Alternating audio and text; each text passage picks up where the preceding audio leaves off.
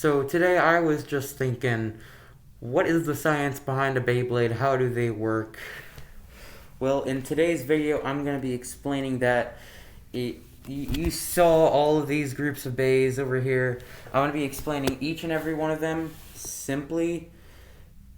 Basically, that's what's going to happen here. Just so you guys can understand a little more about what Beyblades do, how do they work, and everything else in between. So anyways, I hope you guys enjoyed the video. Please consider subscribing down below. It's free. You can always change your minds later. Let's get right into it. This first group here, it needs no explanation. This group is a bit more complex than the first group that I swept off the table. It's basically just a bay that's shaped like a fan and has the ability to hover or create an air-like barrier, a wind barrier, basically. So short description there for the science of this one. Next, this next group of bays, also really simple to explain, just a bunch of circles. Just a bunch of circles, and we know what circles do.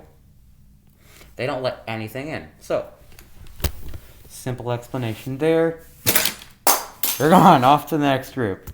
This next group of bays here is from the Speedstorm series. This is mass influenced performance. Since the drivers have metal on them, I don't have a lot of these guys, but because the drivers have metal on them, their performance differentiates depending on how much metal they have on the driver. For this one example, Curse Satum does not have a lot of metal, but enough to have decently heavy hits. And then Triumph Dragon here, a lot of metal on the driver. It's full metal, making it super heavy. This Forge Disc is also really heavy, and in the stadium, freaking Hell Salamander, but worse. It's very cool to see. Bounce around everywhere. But yep, that's the short description of these guys. Next, if I can get it. Alright, this next group of bays is interchangeable parts. Nothing too special about these ones. I'm just gonna take one of them. Let's take the more common one. Spryzen Rec Room.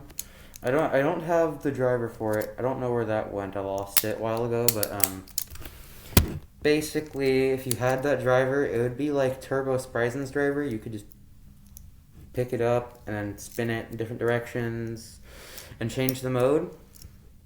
That's what you would be able to do with the normal driver for Spryzen Rec Room. But with Spryzen, I use Forge Disc. But you're able to, if you're paying attention to, you see this white part, right? Hang on, let me just get closer. Right in here, inside of these things here, that will change, as will the center. The center will be the most obvious change, but this is also going to be something you'll notice right there. You see that white part? See how it's moving? Now it is a left spinning bay. And you can turn it now the other direction. It rotates, it rotates this way now, not this way. That is when it is in this direction. I keep screwing it up. Like, the camera is back. For me, the camera is backwards. For you guys, it's forwards. For me, it's just really confusing sometimes. But yeah, that's Spryzen Rec Room with Salamander. I think you all know you're just able to find that little switch on the back. You're able to, where is it? Where is it? I can't see with these sunglasses. Where is it? Hang on, just give me like 2 seconds. Oh, there it is. Okay.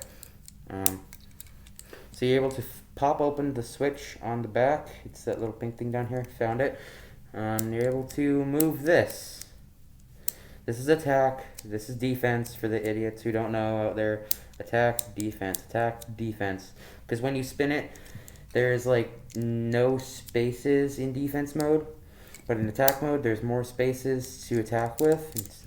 That's how this bay works. Did I get the switch? I gotta see again. Yeah, I got the switch. Okay. And with the driver is really interesting because you're just able. It's also like a switch. It goes this way. No, wait, it's already that way. I'm trying to figure this out using. There we go. So if I just okay. So it just moves. I can't figure it out anymore. How long has this video lasted? 5 minutes. 5 minutes. Okay, that's fine. Yeah, you gotta figure this out again. Okay, got it. So it just moves like this. There's not much of a difference, but right now it is in attack mode, and now it is in defense mode. That's how this one works. I'm gonna explain all of these. I mean, I have a little bit of time to do that. With Twin Nemesis, there's 2 switches on the back. You just pull them in, and then you're able to rotate it. When this yellow piece is hiding, it's in its breaker mode. No, it's in its upper mode, and when the yellow piece is out, it's in its buster mode. Kind of like Achilles. Nothing else for this bay. Forgot to clip it.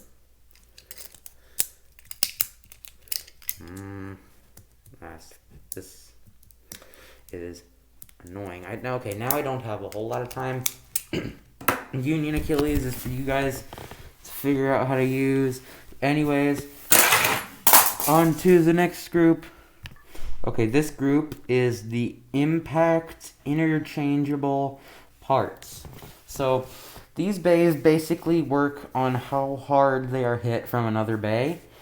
It uses gravity and velocity. Gravity and velocity are the 2 scientific factors, or the variables in this inside of these bays, because every battle is basically a scientific equation on Newton's law of gravity. Okay, just another short description of the descriptions I'm going for. But anyways, kind of like how Beat Kulkin or Boom Kalzar, when you spin it, this top blade pops out naturally, okay? But when it's hit and it rotates to the middle, if you saw that, where's the camera? There it is. It's kind of hard to see in these sunglasses, but just pay attention to this thing down here, and if I slide it to the middle carefully, the bottom one came out. The bottom thing came out, if you saw that.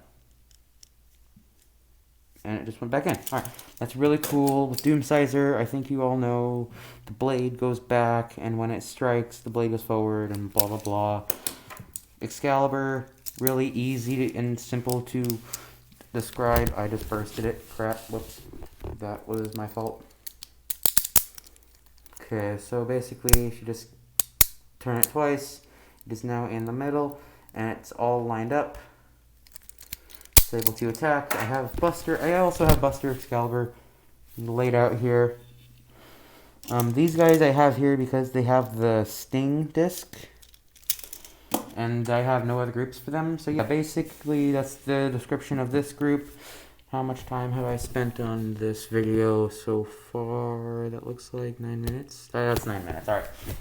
And on to the next set of bears. Yay! Okay.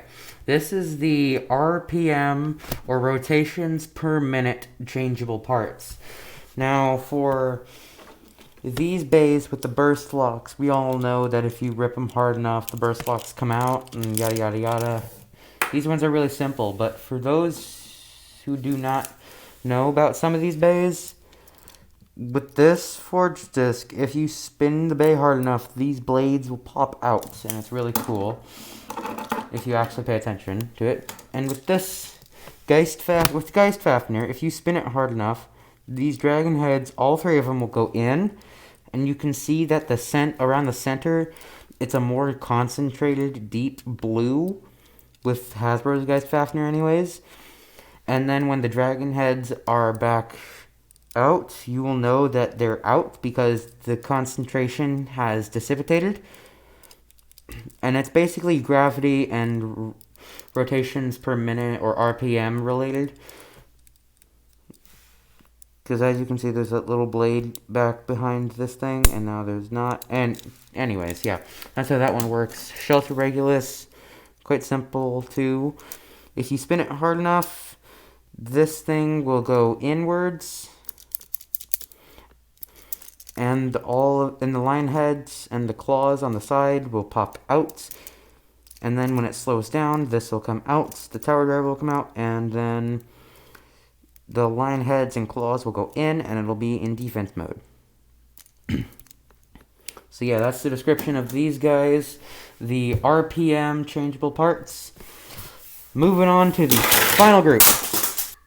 The last group that I have is none other than Savior Valkyrie. This is the RPM / impact influenced performance. Now, for the RPM part,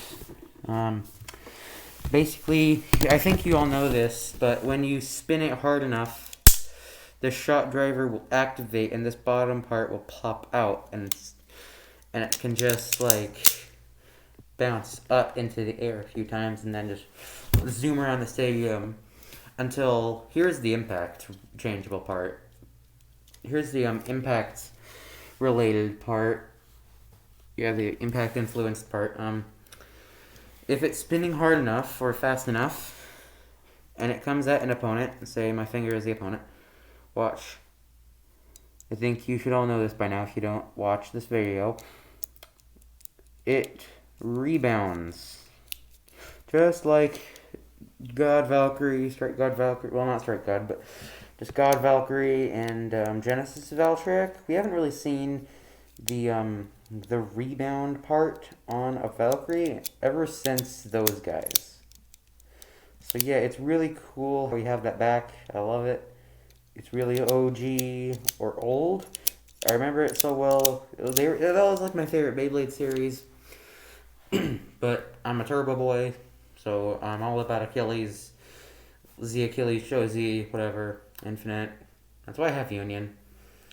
I mentioned it in a really old video, one of my first ones, that, if I can just get my backpack over here, yeah.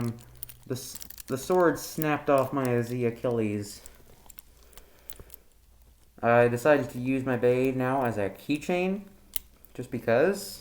I'm planning on buying a new one really soon. Not the keychain, the Bay. I'm planning on buying Z Achilles again soon. When I do, I will do an unboxing and review on that. I'm also planning on doing an unboxing and reviewing of the new Prominence Phoenix and Dangerous Belial battle set with the Savior Perseus Bay as well, which I'm not really interested in, but it's going to be so cool. So cool. I'm mainly about the driver for that Bay, for Dangerous Belial, because it's called All Might, and I'm a My Hero Academia fan. I know a lot of people do not care about My Hero Academia. Have I gone over the time limit? No, that's 13 minutes. That's 13 minutes. I'm good. I just need to see if I went over the time limit. But yeah, anyways, I hope you guys enjoyed that video. Please consider subscribing if you did. Like I said in the beginning of the video, it's free, and you can always change your mind later. Hope you enjoy. Peace.